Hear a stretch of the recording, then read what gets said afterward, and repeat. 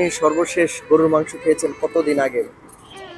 কোরবানির ঈদে ছাড়া আর আমি গরুর মাংস কিনতে সময় আমার হয় না, কারণ ইনকাম বুঝেছে না আমি ব্যয় করব।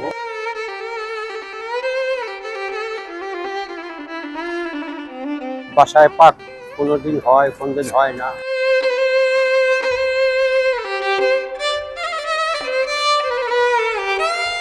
আমন্ত্রণ জানাচ্ছি কালের কণ্ঠের বিশেষ আয়োজন আমার আপনজন অনুষ্ঠানে। আজকে আমরা কথা বলবো আলেম মাতব্বরের সাথে, যিনি রাস্তায় রাস্তায় ফেরি করে বিক্রি করেন ভুট্টা বাজার। আমরা জানতে চাইবো তার জীবন আর জীবিকা সম্পর্কে। আসসালামু আলাইকুম আঙ্কেল, কেমন আছেন? আল্লাহ রাখছে ভালো, শরীর ভালো আছে, করে খাইতেছি, রোডে কর্ম, ছেলে মেয়ে আছে, এগো হয়তো নিয়ে তো হয় না, তাই আল্লাহ চালাইতেছে এই রোডে ঘুরে। প্রথম সময়ও মানে ওই যে ছোটবেলায় আমার মা বাবা মারা গেছে, মা মারা গেছে, আমার 7 বছর হয়েছে, ওই 7 মাস পালছে, নানি ছেলে হারা পালছে, পাইলে যাই কালার হায়াত দিছে, বাচ্চা আছি। এইভাবে কষ্ট করেই আমি ভারতে বেড়াইলাম 24 বছর। এরপরে এই যে 15 বছর থেকে ঢাকায় আছি, উত্তরা দিয়েই থাকি। এই যখন যা হয় বেচা কেনা করি, এই নিয়ে বাল বাচ্চা নিয়ে চলতে আসি, খুব কষ্ট।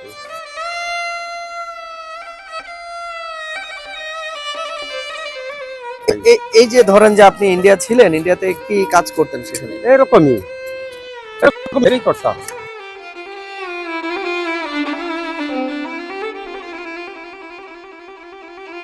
আমার যে কি আদর এটা আমি পাই না। বাবা কিছুদিন ছিল পয়সা, সে ওই সৎ মা নিয়ে চলছে, ছোট ভাই বেড়াটা নিয়ে। আমার তো কষ্টই জীবন কাটানো হয়েছে এবং আল্লাহ রাখছে, লেখাপড়া করতেছে, যদিও দাঁড়াইতে পারে তাহলে হয়তো জীবনে শান্তি পাবো, নাহলে এইভাবেই কষ্টের জীবন।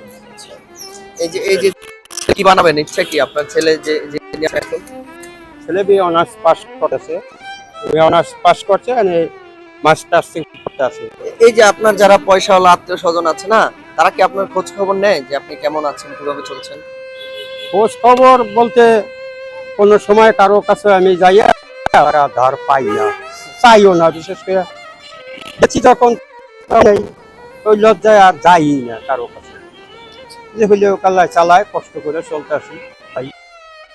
এই যে ধরেন যে চাচা, এই যে ঢাকা শহর পরে আছেন, ছোট একটা ব্যবসা করে চলছেন কোনো মতে, তাই না?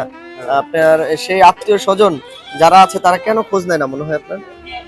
খোঁজ নয় না, তার পয়সা হয়ে গেছে, হয়তো যাই না। একই কারণ, গেলে হয়তো আমি আমার কাছে ও টাকা পয়সা চাই না কি চলে, আমি সেই লজ্জাই যাই না, যা ওপর টাকা আছে ওরা থাক, আমার মতে আমি চালাই। আচ্ছা, এই যে ভুট্টা ভাজা বিক্রি করেন, এই ভুট্টা ভাজা বিক্রি করে দিনে আয় কত হয় আপনার? কোনদিন 400, কোনদিন 300, বেচা কেনার উপর সব নির্ভর। যে ধরেন যে আপনি সর্বশেষ গরুর মাংস খেয়েছেন কতদিন আগে? কোরবানির ঈদে ছাড়া আর আমি গরুর মাংস কিনতে সময় আমার হয় না, কারণ ইনকাম বুঝেছে না আমি ব্যয় করব। মনে পড়ে বললাম, মা বাবাকে মনে তো পড়েই, মনে পড়লে তো তাদের আর পাইতেছি না, আর হবে না, তাদের সাথে কি আর দেখা হওয়ার সম্ভব? মা তো আমার ছোট মারা গেছে, মারা তো আমি দেখি যেই দেখলো, বাসায় পাক কোনোদিন হয়, কোনদিন হয় না। 5-7 জন এক এক জায়গায় এক একজন, তো ওই পাক করা হয় না। ধরেন আমি না থাকলে যদি আজকে থাকে তো করবে। এই তো আমার জীবন এইভাবেই চলতে।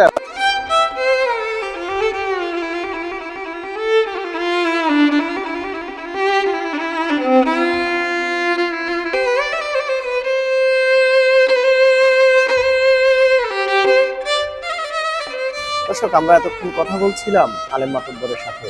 তিনি জানাচ্ছিলেন তার জীবন আর জীবিকার গল্প। আলেম মাতব্বরের মতো এমন হাজারো আপনজন ছড়িয়ে ছিটিয়ে রয়েছে আমাদের সমাজের চারপাশে। ব্যস্ততার এই যুগে আমরা চেষ্টা করব সেসব আপনজনের খোঁজ খবর রাখতে। আজকে কালের কণ্ঠ আপনজন এই পর্যন্তই। ধন্যবাদ সবাইকে।